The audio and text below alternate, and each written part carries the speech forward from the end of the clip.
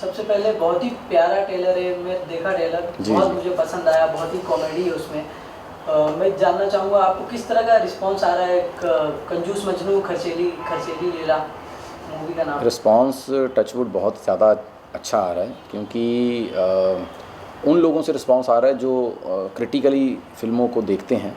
और मेरा तो सारा सर्कल इंडस्ट्री के लोगों में से है, मतलब जो राइटर्स हैं, डायरेक्टर्स हैं, और जब उन लोगों से जो बहुत अच्छा काम कर रहे हैं इंडस्ट्री में, और ख़ासकर पिछले 15-20 साल से सिर्फ कॉमेडी ही कर रहे हैं, जब वो लोग कहते हैं कि राजीव ये ट्रेलर कुछ डिफरेंट आया है और ये तुझे अलग लीग में लेके जाएगा, तो सुन के बड़ी खुशी होती है। और सच में मतलब इतनी गारंटी दे सकते हैं कि ये फ़िल्म जो भी देखेगा कम से कम शिकायत वाला मुंह लेके बाहर नहीं आएगा। हमने कंजूसी की है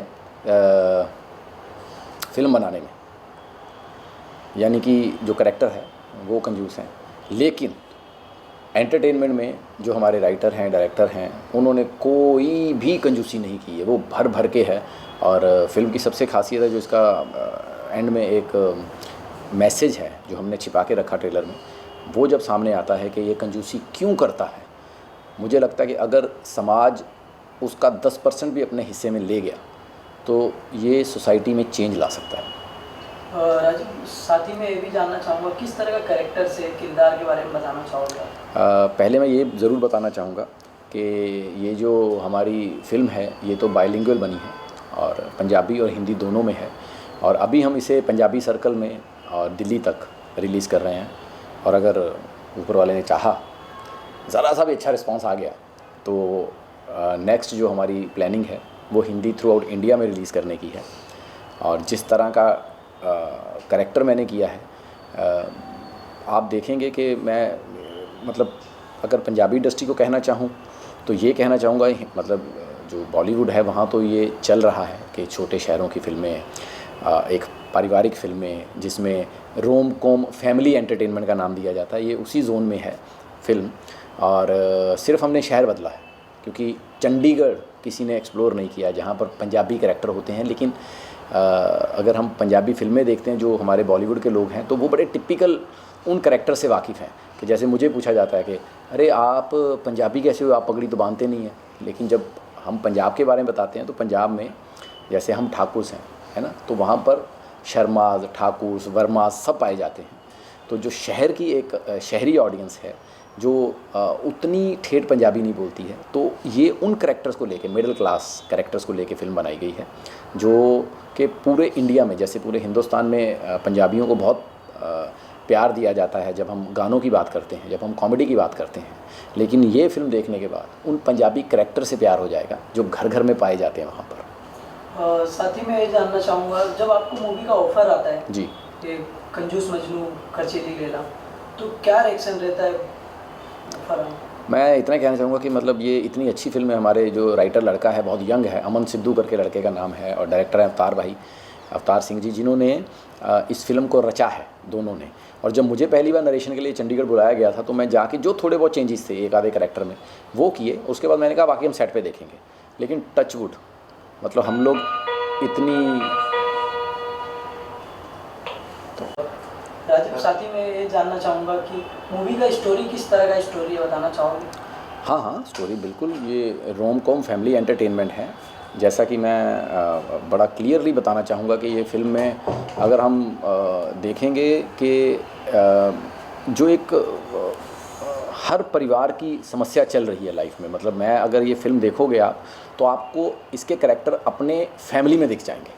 क्योंकि मैंने तो अक्सर देखा है कि हमारे पापा मम्मी को बोलते रहते थे, तू बहुत खर्चीली है यार, रोज़ पैसे मांगती रहती है, पता नहीं कहाँ खर्चे करते हो इतने यार, कौन सी सब्ज़ी इतनी महंगी हो गई यार।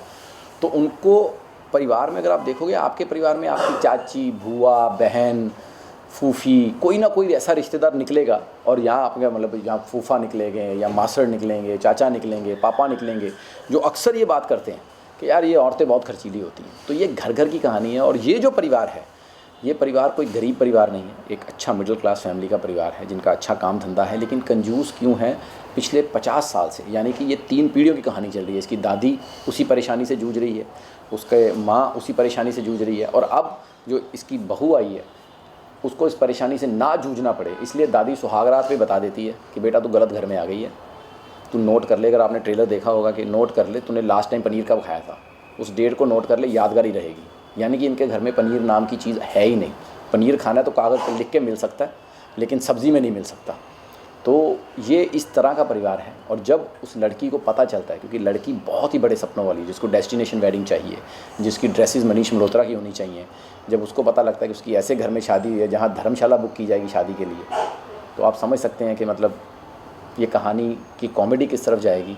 और जो एक इसका मैंने कहा था कि जो एंड है वो बहुत बड़ा सोशल मैसेज है इस फिल्म में। और साथ ही मैं ये भी जानना चाहूँगा कि आप कभी अपने रियल लाइफ में कभी कंजूसी किए हो? हाँ जी, बहुत ज़्यादा। पर मैं उसे कंजूसी नहीं कहता, मैं उसे वैल्यू फॉर मनी कहता हूँ। क्योंकि हम लोग जो हैं बहुत ही गरीब परिवार से उठ के आए हैं। हमने अपने माँ बाप को बहुत मेहनत करते हुए देखा हुआ है कि मतलब वो जो 5-5 रुपये के लिए, 2-2 रुपये के लिए उन्होंने जितनी मेहनत की है हमें पालने के लिए, तो वो वैल्यू फॉर मनी है। इसीलिए मैं हमेशा कहता हूँ कि मैं कंजूस हूँ जब मैं अपनी चीज़ें ख़रीदने जाता हूँ, लेकिन मैं कंजूस नहीं हूँ जब मैं अपने परिवार की चीज़ें खरीदने जाता हूँ। राजीव, इसके अलावा मैं जानना चाहूँगा, जिस तरह से नरेशन पार्ट आपने जब जिक्र किया थोड़ी देर पहले, किस तरह का नरेशन पार्ट आपको जिक्र हुआ और क्या कुछ ऐसी चीज़ आपको अच्छी लगी स्क्रिप्ट में जो आप बताना चाहूँ? सबसे अच्छी चीज़ तो मुझे स्टोरी लगी। और मैंने कहा था कि हमारे राइटर हैं अमन सिद्धू, बहुत यंग हैं, पंजाब में अच्छा काम कर रहे हैं, डायरेक्टर हैं, पंजाब में 4-5 फिल्में अच्छी कर चुके हैं, अवतार सिंह जी। ये उनकी दिमाग की उपज थी इस आइडिया पे। और जब मुझे नरेशन के लिए बुलाया गया था तो मैंने जब स्टोरी सुनी तो 1-2 चेंजेस किए मैंने, जो फिल्म में बहुत अच्छे निकल के आए हैं। कि जैसे हमारा तलाक का केस एक नया शादीशुदा जोड़ा ही लड़ रहा है, तो जज का पहले हिस्सा होता है, ओ हो कहते वाह वाह, तलाक का केस मिस्टर एंड मिसेज लड़ेंगे, बड़ा मज़ा आएगा। और सच में पूरी फिल्म में मज़ा आता उसी कैरेक्टर की वजह से कि वकील को बीवी बोलने नहीं देती अदालत में, तो कैसे वो ह्यूमरस चीज़ें निकल के आ रही हैं। और सबसे अच्छी मैं ये गारंटी देता हूँ, जैसे हमें दुनिया जानती है कि हम स्टैंड अप कॉमेडियन हैं, हम 15-20 साल से जब काम कर रहे हैं तो अपनी स्क्रिप्टों पे बहुत काम करते हैं, खुद इनपुट्स बहुत डालते हैं। लेकिन मैं गारंटी देता हूँ कि फ़िल्म इतनी अच्छी लिखी गई थी, यकीन मानिए जैसी लिखी थी वैसी शूट करती, मुझे एक लाइन भी ऐड करने की ज़रूरत नहीं पड़ी, मतलब इतनी अच्छी लिखी हुई फिल्म थी। राजीव, स्टैंड अप कॉमेडी की मैं बात करूँ, अगर आपकी मैं बात करूँ तो जो शो आप करते हो कपिल के साथ, आपने कभी डिस्कस किया अपने स्क्रिप्ट के बारे में? कपिल पाजी ने कुछ कहा आपको स्क्रिप्ट को लेके, कुछ आपको बताया रहेगा? फिल्म की या जो शो की स्क्रिप्ट होती है? फिल्म की स्क्रिप्ट। फिल्म की स्क्रिप्ट नहीं, उसने ट्रेलर देखा तो उसको ट्रेलर बहुत अच्छा लगा। तो मैं वही कह रहा हूँ कि मैं ट्रेलर मैंने उन लोगों को भेजा जो 15-20 साल से कॉमेडी कर रहे हैं और बहुत अच्छी कॉमेडी कर रहे हैं। तो जब उन सब लोगों ने एक ट्रेलर को अप्रिशिएट किया, मतलब जैसे मेरे साथ अंबरदीप सिंह हैं जो पंजाब के इस वक्त नंबर 1 राइटर डायरेक्टर हैं, उनका जब सामने से खुद फ़ोन आता है कि पाजी ट्रेलर ने कमाल कर दिया, मतलब बहुत अलग ट्रेलर निकल के आया, तो फिर मुझे यकीन हो गया कि जब उन लोगों को ट्रेलर पसंद आ रहा है कि जिन्होंने कॉमेडी में बहुत नाम किया है और बहुत काम किया है, बहुत रुतबे से काम किया है, तो मुझे यकीन हो गया कि ये फ़िल्म अच्छा काम करे। और फिल्म मुझे पता है कि अच्छी ही है।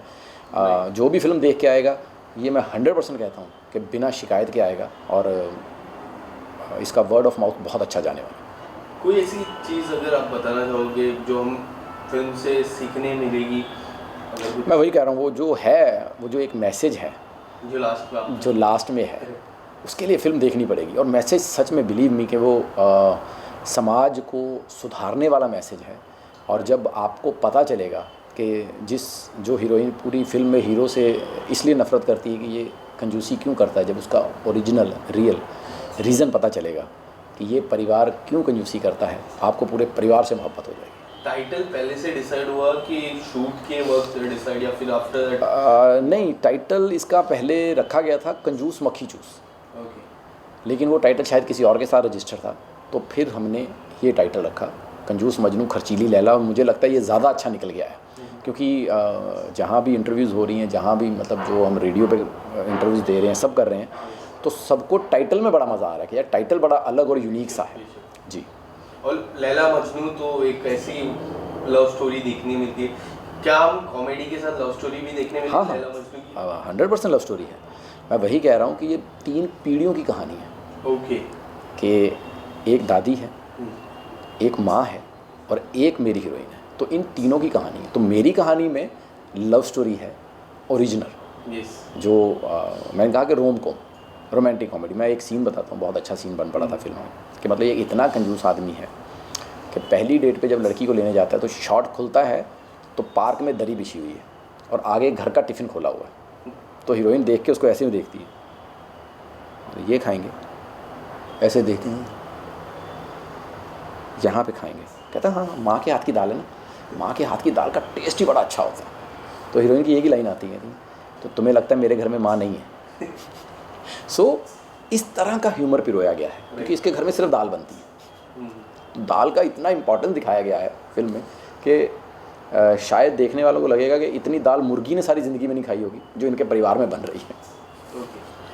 प्राची जी, इसके अलावा जाते जाते मैं हमारे दर्शक से आप थोड़े बता दीजिए कब आने वाली है पिक्चर और कहाँ वो देखने मिलेगी? ये फिल्म आने वाली है जी 13 जनवरी को। पंजाब में बहुत ही अच्छा फेस्टिवल होता है लोहड़ी का।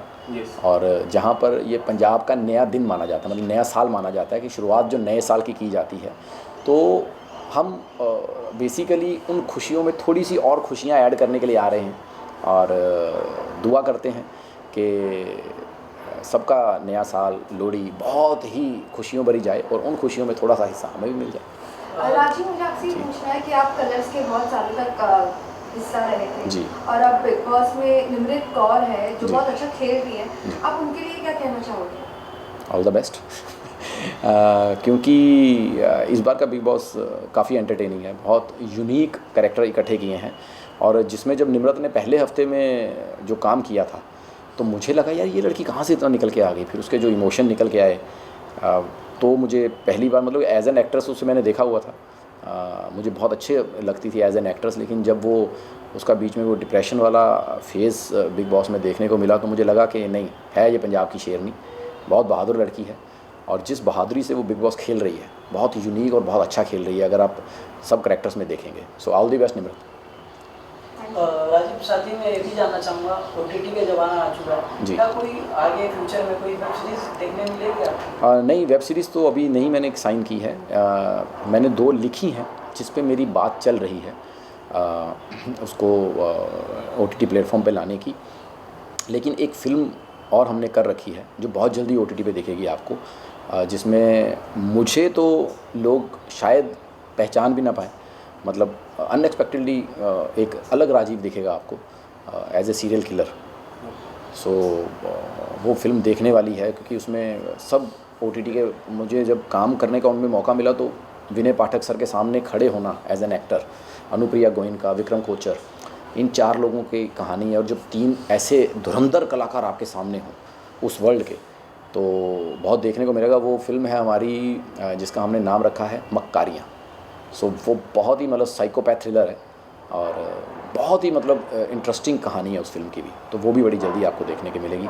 और मैं एक चीज़ और थैंक्स कहना चाहूँगा कि मैंने बीच में 3-4 साल फिल्मों में ही काम करने के लिए टीवी से थोड़ा सा मैं बड़ा लिमिटेड काम कर रहा था कि एक अलग अगर टीवी से कि जो हमारी पहचान बनी एज ए कॉमेडियन तो उसको तोड़ने के लिए होता ना कि थोड़ा गैप हो और नए बन के आओ, तो ये फिल्मों में मैं नया बन के आया था। लेकिन उसके बावजूद जब अभी कपिल को शो दोबारा ज्वाइन किया so I am really thankful to the audience जिन्होंने उस कैरेक्टर को वापस उतना ही प्यार दिया और जिस प्यार से मोहब्बत से उस कैरेक्टर को मतलब जहाँ भी आज जाता हूँ तो लोग मतलब मुझे नहीं पता, मतलब ये तो जानता हूँ कि कपिल का शो इतना बड़ा है कि मतलब मैंने अगर उसके ज़िंदगी में मुश्किल से 30-35 एपिसोड किए होंगे पूरे जो भी उसके सीज़न चले हैं, तो लोगों को मेरा पिछला 5 साल का काम याद नहीं होगा जो हमने 2007 से लेकर 2014 तक किया था।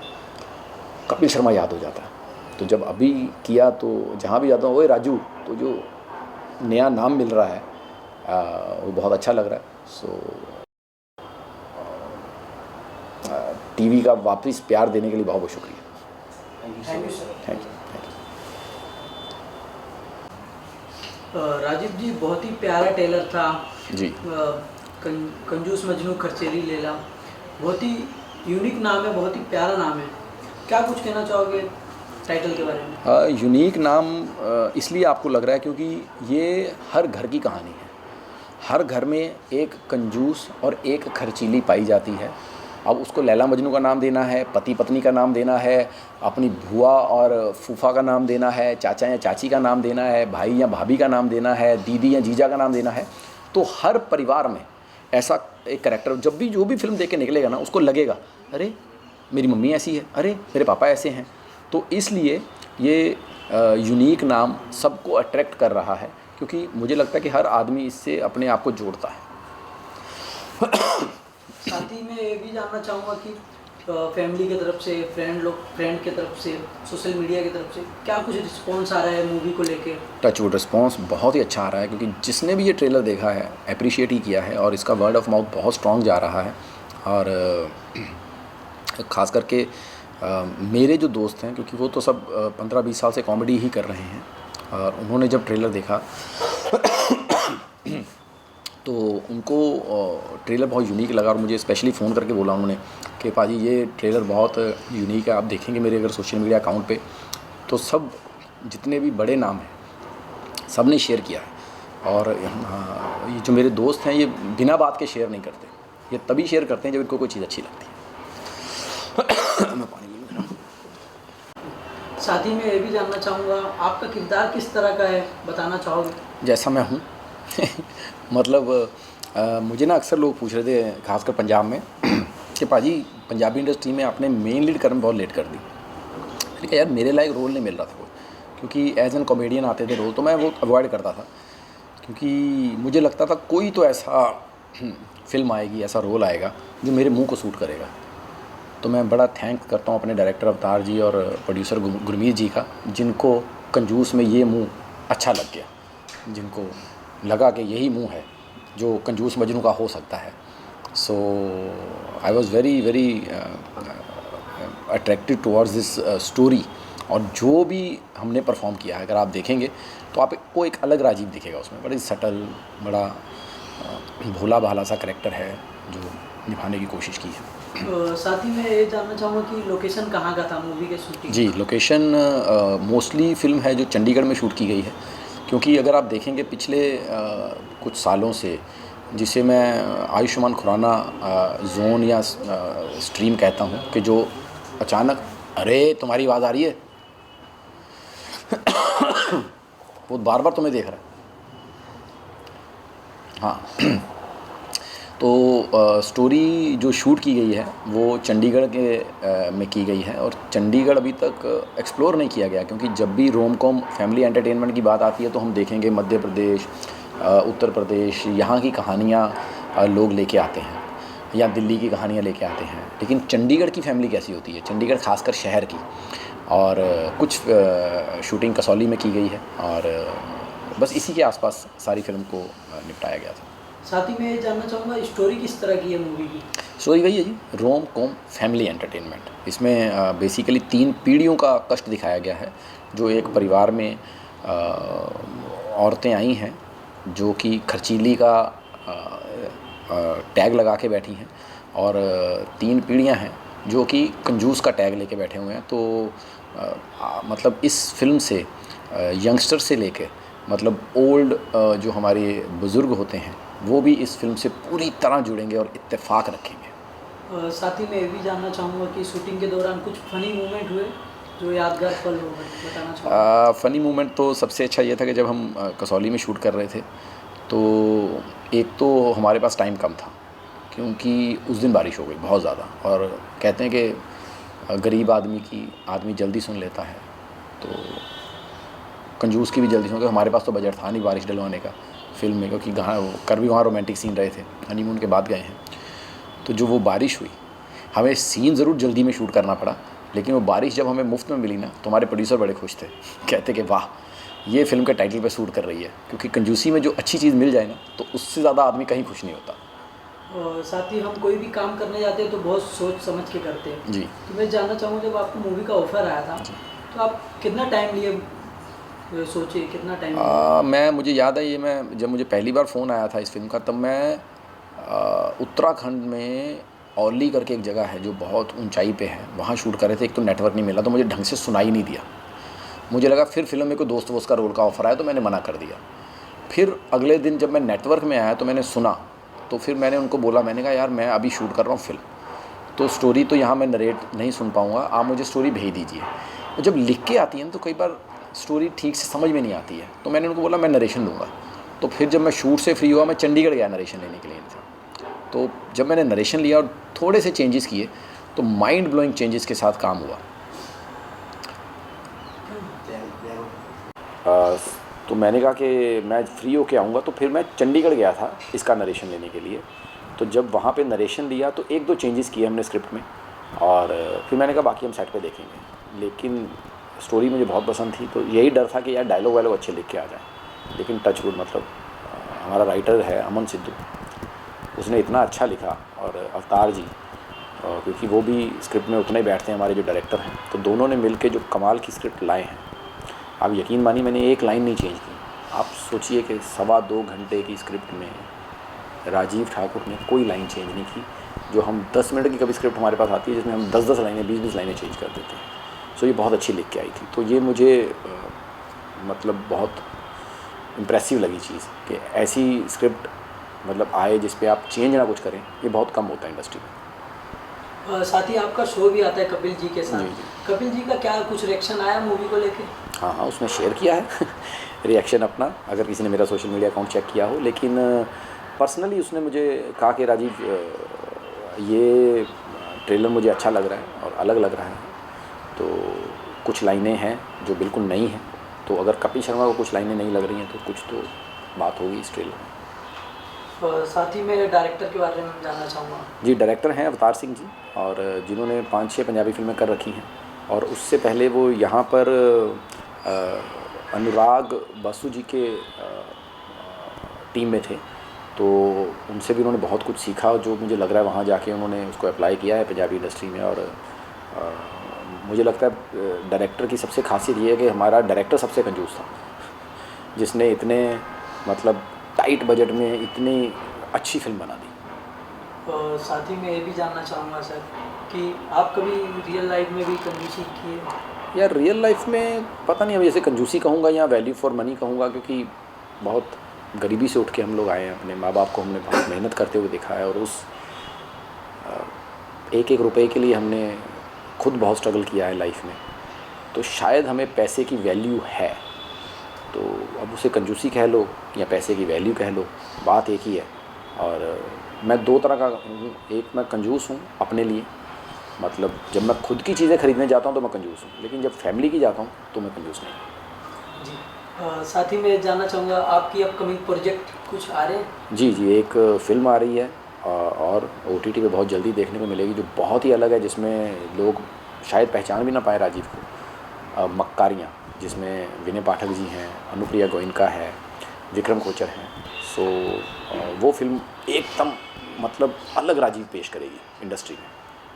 जी, जैसे कि जाते जाते जो आपको इतना प्यार देते हैं कपिल शर्मा शो में, आपकी मूवी को भी जो ट्रेलर है मूवी का उसको भी बहुत प्यार दे रहे हैं जी, क्या कुछ कहना चाहोगे आपके दर्शकों को? मैं तो दर्शकों को यही थैंक्स कहना चाहूँगा, बहुत बहुत शुक्रिया है जिन्होंने 15 साल हमें इतना मोहब्बत दी है टेलीविज़न के ऊपर। और मैं अभी बीच में 2-3 साल मैंने टीवी कम किया था, सिर्फ फिल्मों में एक नया रूप लेने के लिए, और जब मैं अभी वापस आया हूँ कपिल शर्मा शो में तो उतना ही वार्मथ, उतना ही अच्छा रिस्पांस मिला है।